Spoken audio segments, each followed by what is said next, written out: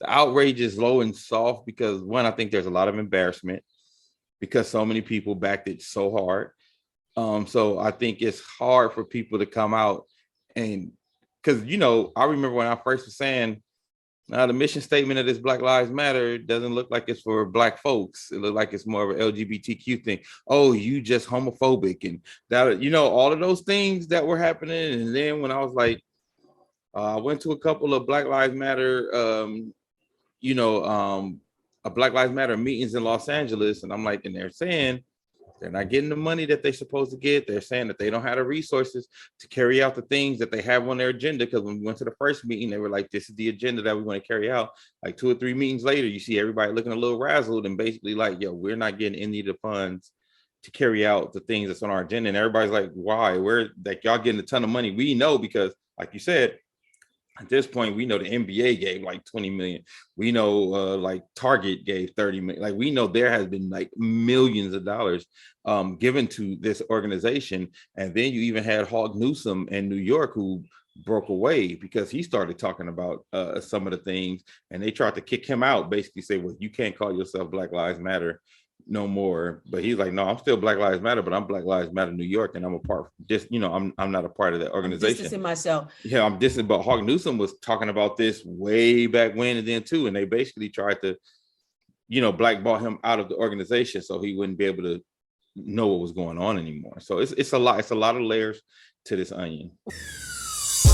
If you wanna see good news, you don't see on regular TV from another perspective, something relative to your needs. And we gonna have deep subjects, and we gonna turn the lens.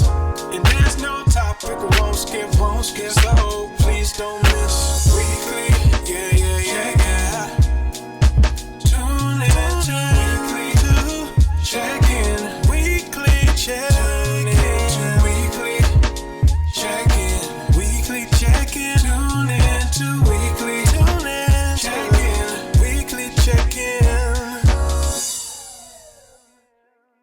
What up, wherever you are in the universe? My name is Kaya Nyambi Shivers, and I am talking to my brother from another mother. All right, but from the same streets. What's up, Dane? What's going on, Kaya? How you feeling? I'm doing well. Dane Crawford is a regular contributor, and he actually just kind of officially joined Arc Republic's team. Yeah. Whoop, whoop. I'm so excited.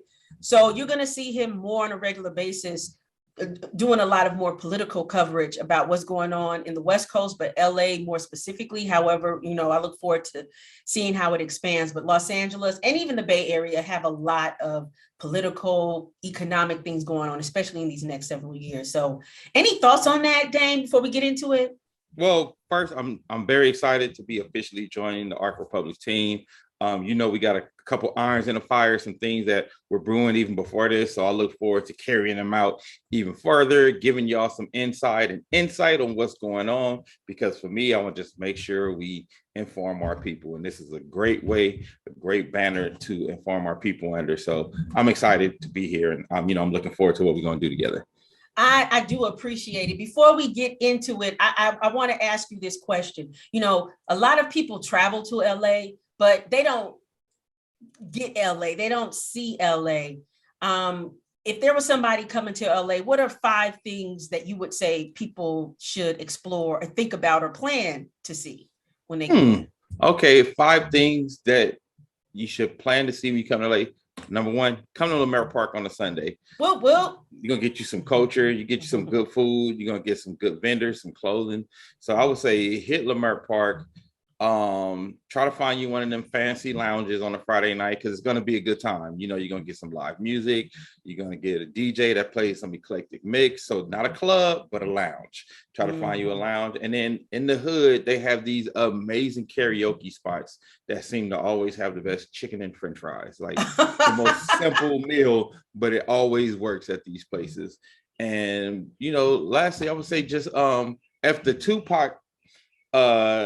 the Tupac Museum is still up when you come, go. There's a Tupac Museum? Yeah, right across the street from LA Live, right across the street from where the Lakers play. Did not And it is amazing the way they did it, the way they curated it. You put these headphones on, and as you walk through, you point your headphones at, you know, whatever TV screen is on, and then whatever's on the TV, you'll hear it through your headphones. And they have poetry from him. They have all his set lists, like, you know, when he was making the music of the list of what his next album is going to be, him shifting around. So you see like the All Eyes on Me and like 20 different forms, like he was constantly writing, constantly changing. Oh, wow. Then they have all the eerie part was towards the end, because they kind of did it in order of his life. So when you first walk in, it's really the first part of it is his mom and her Black Panther activism, you know. So when you first walk in, you seeing her getting out of jail and talking to the press. So that was really awesome to see. And it was interesting to see how, like, when she was speaking, a lot of her speaking cadence was really close to Tupac's rapping cadence. Wow, that's interesting.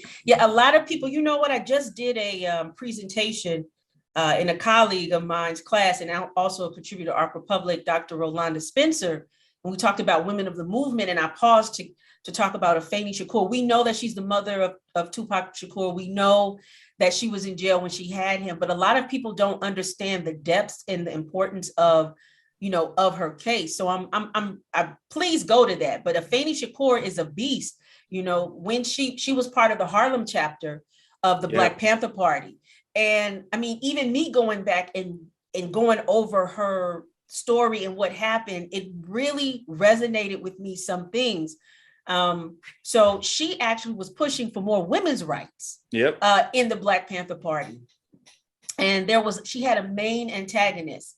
And it just so happens this guy was called Yeduas, like Sean or some African name, but come to find out he actually was a cop and was undercover and had been feeding the intelligence agencies this information. So she, along with 20 people, get arrested and have 156 charges filed against them, from shooting up a police station to, you know, about planning to rob a bank.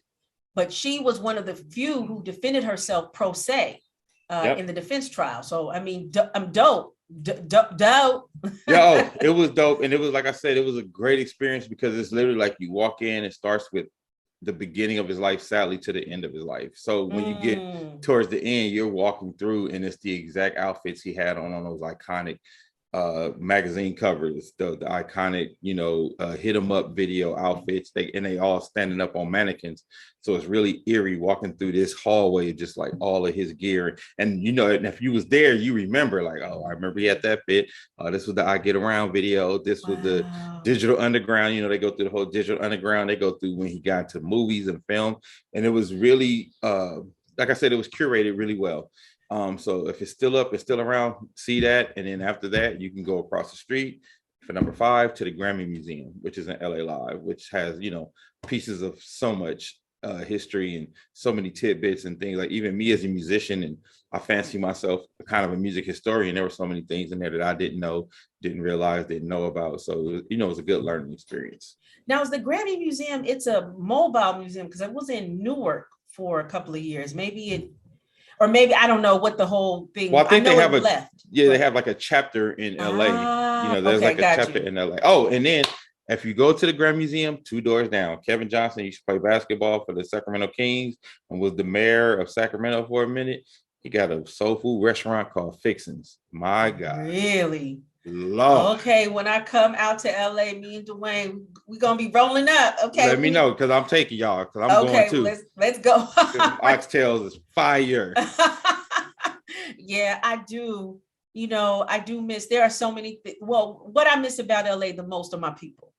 You know what I'm saying? There is, you know, LA people, you know, you got to be from LA to understand an Angelino, and understand why an Angelino's an Angelino, just like you got to be from New York to, you know, all that. Yeah. Like, totally miss my people, but I so miss the vibe, like throw on some flip-flops, go to the farmer's market, you know, go to the soul food, the live music, the live musicianship is so overlooked in Los Angeles. There's a very strong live musicianship that kind of reverberates in pockets of LA. And I think, is that Blues Place on the east side? Is that still going on? It's like on 80 something or whatever. Maybe I need to ask my brother, but there's just these gems. So that was the other part I want to say. These gems pop up all the time. Yeah. So I look forward to, reintroducing myself, I'm saying, to the West. Yeah. But as we are talking about the West Coast, let's very kind of briefly, I know this wasn't on the agenda, but I just been reading these disturbing reports, and I'm going to get more into it. We're going to get more into it later because I'm dedicating a whole show that basically just talks about nonprofit enterprises. Oh, yes, Lord. And Black Lives Matter. Uh-huh. Here we go. We do I get to say I told you so? 2 years later, do I get to say we told you so? About 2 years later, was that 2 years ago? And people was at our heads like we was trying to disrespect the movement. Like, no, I understand the movement, but the movement, and that's what I tried to explain to people so many times. The movement and the corporation were two totally different things. And now it's coming out, and now you're seeing, even, as good intention as they probably thought they were being, or how they trying to spin it now. Because I feel like what I'm hearing now is spin, because the things I'm hearing is like, I never heard that. They talking about they bought that $6 million mansion for the families of people who lost, their kids to police. Oh my gosh. They were supposed to be able to have somewhere to go stay. And this was supposed to be their home away from home while they get their life together and grieve. And I was like, I've never heard that until this story came out. So for those of you who don't know what we're talking about, this week reports came out, or a story came out in New York Magazine, and then there was a subsequent story in The Dirt that detailed how Black Lives Matter Global Network, I think, Foundation purchased in cash a $6.1 million California mansion secretly. And how it came out is kind of fuzzy. Nonetheless, the writer talks about how there was some videos that were taken at the mansion. And one of the videos, and these videos have all been deleted off of YouTube, or you cannot find them anymore in the digital sphere. But the conversation was, so with some Black Lives Matter members, it was also this LA-based professor named Melina Abdullah, who actually is, I think right now, a visiting professor at Prairie View A&M. And they're speaking back to people who criticize them and question their advocacy. And so it came out that this mansion was purchased by someone, and then it was transferred to a corporation that is registered in Delaware. If you don't know about corporations registered in Delaware, there are certain states in the US where whoever the corporation was started by or who owns it, the information does not have to be revealed. So this is legally what they did was not, you were like, well, legally they didn't do anything wrong. No, legally they did not do anything wrong, but ethically, morally, on the backs of this movement that was formed, there's a lot of questions that need to be answered. Especially when you have these local chapters who have been screaming that they don't have the regular resources to help the families on the ground and to help with legislation on the ground. Because I think $6 million, you definitely could have bought a candidate. You could have bought a gubernatorial candidate for $6 million. You understand what I'm saying? Like, right. Like, so there's so many things you could see that could have been done with $6 million. And I think it was another $1 million on another home that, was spoken about before this. You know what I mean? So let's say we talking about what we know, upwards from between $6 and $10 million. And you have it's more. It's more. Let me break it down. So what you're talking about is that, so Patrisse Khan-Cullors has a real estate portfolio of about $3 million, which is 4 homes. Right. She also, she did not, the Black Lives Matter Global Network Foundation, in which she was the president and the only presiding officer at the time, because the other two, Alicia Garza and Opal Tometi, who now goes by Ayo Tometi, because Tometi is of Nigerian descent, left the organization. But while Patrisse So this is another thing. I don't know if she's calling herself Patrisse Khan-Cullors or Patrisse Khan-Cullors. Okay. Her spouse is named Janiyah Khan, and so she took on her spouse's last name, but there's like incidents where she just goes by Patrisse Khan-Cullors. You know how that relationship stuff goes. Nonetheless, I guess when they were in a good space, she sent $6 million for Janiyah Khan to purchase a mansion in Canada for the Toronto Black Lives Matter chapter. Isn't this very similar? Oh, wow. Yes. So so now we're talking about roughly, what's that? Like almost $16 million of money just in the real estate portfolio for Patrisse Khan-Cullors solely. And like we said, you remember on the last conversation we had, this is just the tip of the iceberg of how much money came in. Mm-hmm. Yeah. For real in total, because they've been in existence for years. Yeah. And how it was divvied up.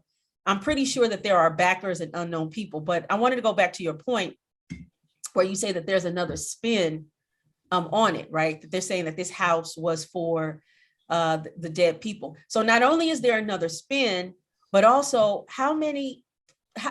have you seen this rotating in the news? You have more about the Chris, what's his dude's name?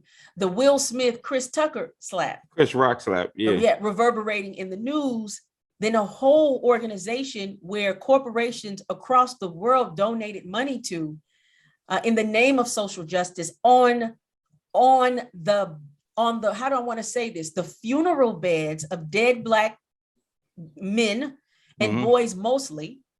Yep. Right. And some women, Yep. Where's the outrage?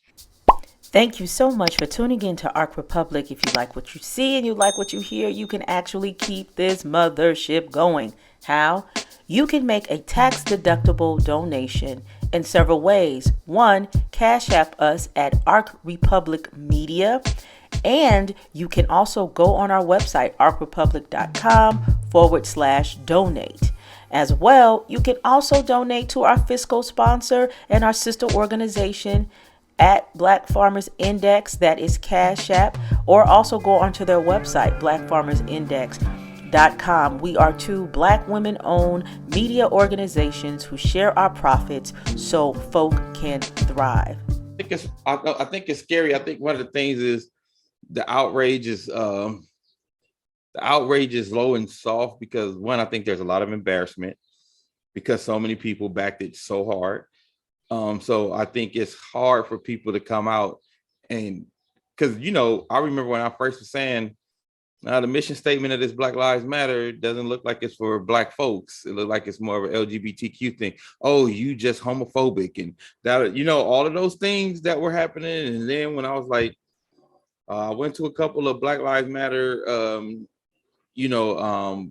Black Lives Matter meetings in Los Angeles. And I'm like, and they're saying they're not getting the money that they're supposed to get. They're saying that they don't have the resources to carry out the things that they have on their agenda. Because when we went to the first meeting, they were like, this is the agenda that we want to carry out. Like 2 or 3 meetings later, you see everybody looking a little razzled and basically like, yo, we're not getting any of the funds to carry out the things that's on our agenda. And everybody's like, why? We're like, y'all getting a ton of money. We know because, like you said, at this point, we know the NBA gave like 20 million.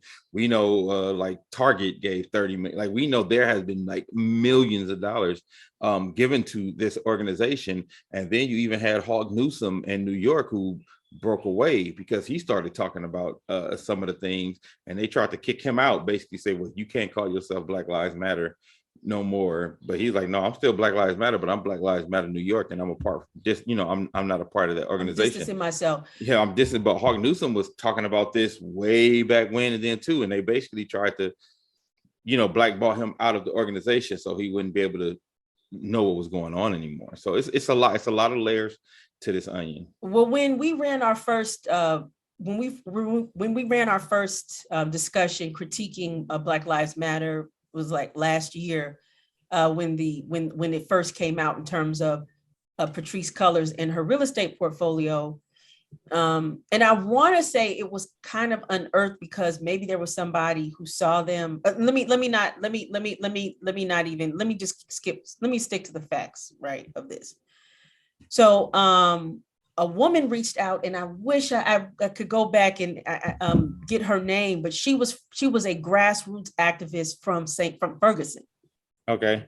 And she reached out and provided me with really great documentation that showed, and she detailed it. And in her opinion, in her experience, not opinion, she said that Ferguson started as local folk, grassroots people, and then several days later, all these people who nobody knew swarmed in, and they had all of this press to back them. It's very similar to like an Al Sharpton, Ben Crump swarm, swooped in, and the only people that the press really spoke to in terms of articulating what the issues were these people.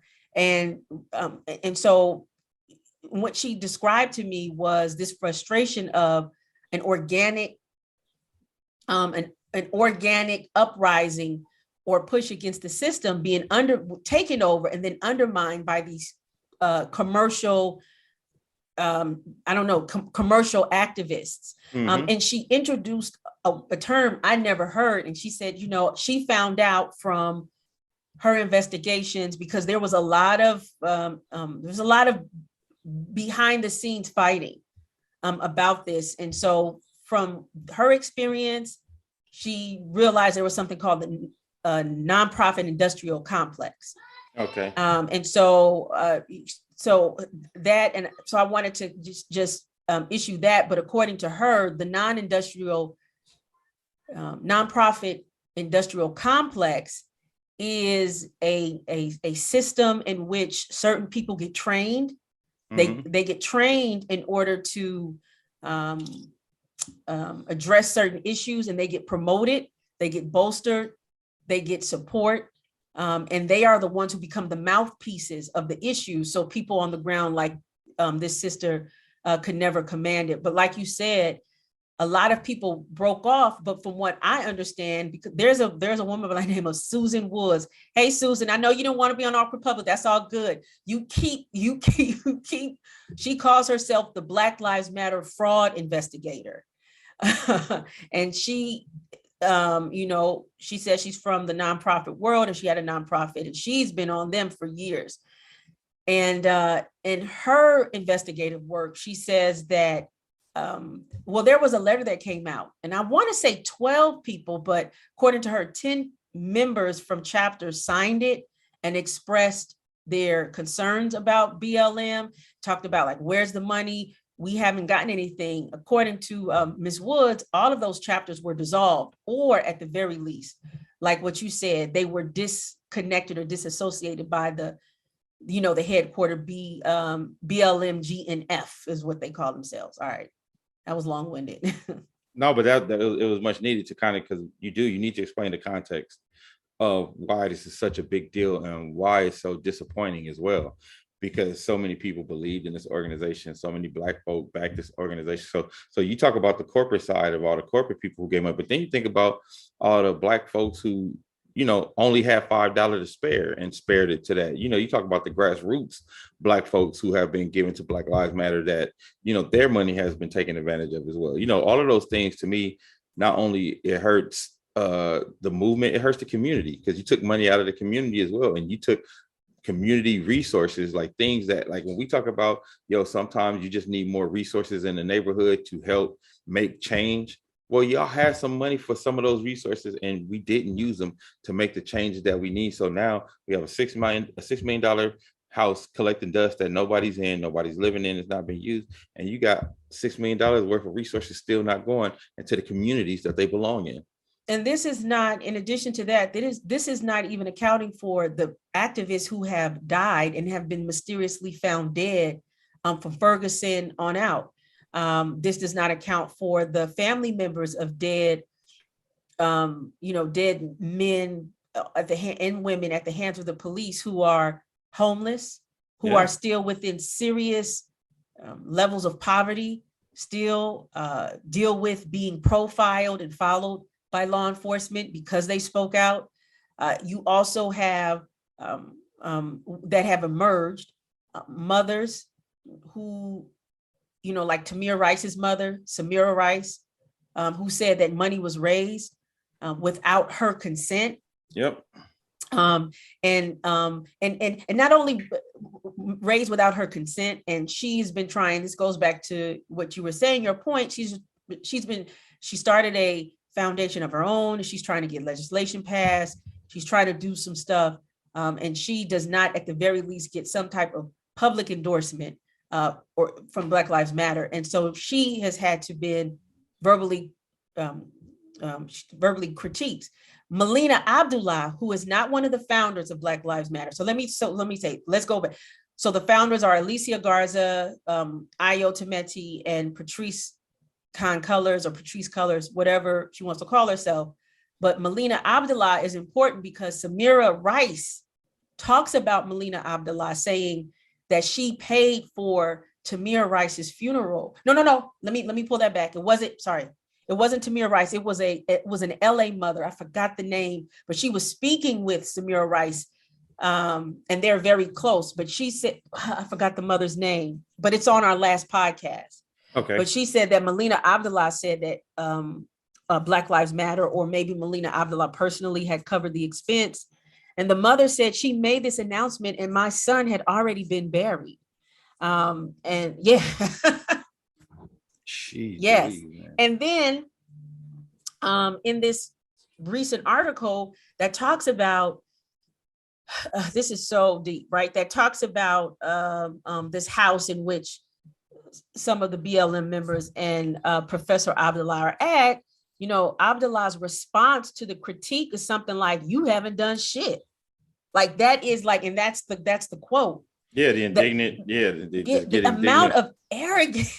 Yeah, man, it's crazy. It's really crazy. It's so antithetical with what it is about activism. And when we talked about this the last time, I was so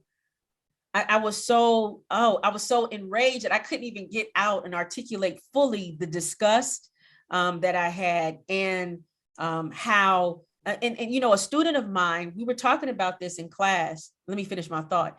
And how this is like a hustle backward. It's a hustle, right? That's the first thing. It's a hustle. Yeah. And it's a hustle backwards, and how this is so detrimental for Black organizations moving forward. Because this is a very classic to that this is, to me, reminds me of that in the X movie, when Malcolm X said the Black man had the most powerful organization and niggas messed it up, something like that. Yep.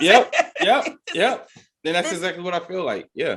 Right. I mean, it's like, this is Black Panther Party all over again. This is civil rights in a lot of ways all over again. Except the Black Panther Party never had access to like tens of millions, right? Exactly. Yeah. No organization, even the civil rights organization, did not gain the access to the resources and the media the way in which Black Lives Matter movement did. Right. And then part of its backing is to silence those who publicly critique them. And it's so apparent because Patrisse Khan-Cullors' response is like, this is despicable, and kind of like, this is misogynistic. Of course. These very tired. I told you they can go to the playbook every time you try to critique them. They get to end the conversation by saying you're being homophobic or you're being misogynistic. You know what I mean? As opposed to addressing the actual, because even if you thought it was a terrible accusation, address the accusation. But if you notice, they don't address the accusation. They just say, "Oh, they just attacking us because they're homophobic. They're attacking us because of misogynistic attacks. They wouldn't do this if it was a man at the helm." Okay, cool. Now address the accusations. Okay, if their reasoning is misogynistic, address the accusations and let us know why they're not correct, and they never do. And on top of that, as somebody who has a degree in Africana woman studies, there isn't even a full use of a response of feminist critique. Just to say something is homophobic and misogynistic and don't back and have no kind of theoretical critical analysis backing up exactly what makes it misogynistic and homophobic, is a slap in the face for those who call themselves feminists or who have been studying this for a very long time. But I want to say this too as well, to your point in terms of it being more of an LGBTQIA centric organization, which is not a problem.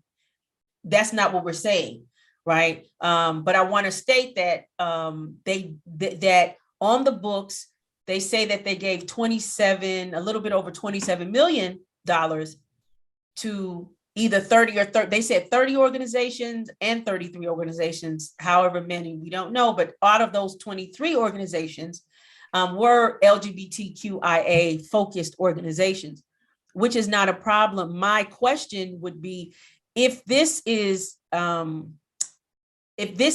your focus, why are you using the deaths of non-LGBTQIA people in order to raise your awareness? That's to me, that's duplicitous, and it actually is a slight for both demographics and population. Yep. Because you know what I'm saying? Yeah, so, and then and also it's divisive.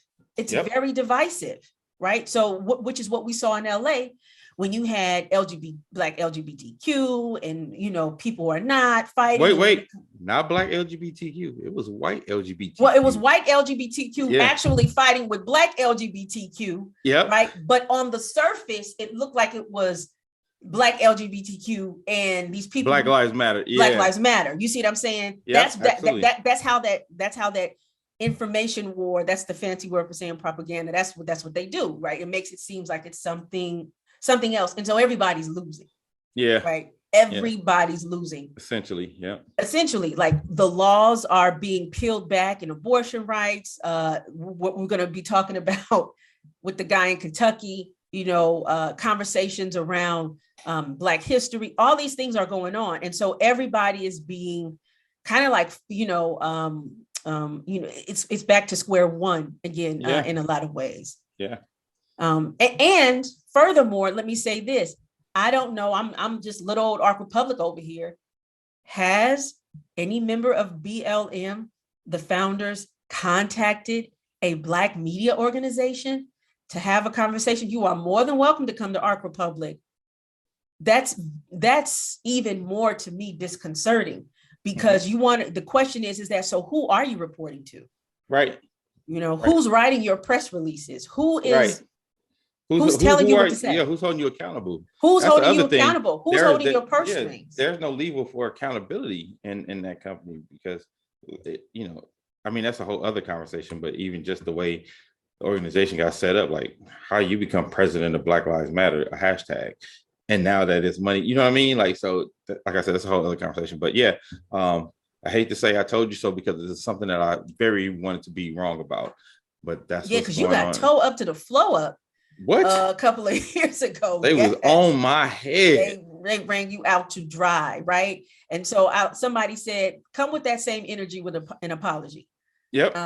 Same energy you took, come with that same energy for apology. And and there's so much more we're going to talk about that and what it looks like. And because there's a lot of documentation that we're collecting as much as we possibly can, because in some ways it's hard when you're dealing with a corporation based in Delaware now. Right. So we're trying to gather up as more information so we can have like a deeper conversation just to talk about nonprofits in general, right?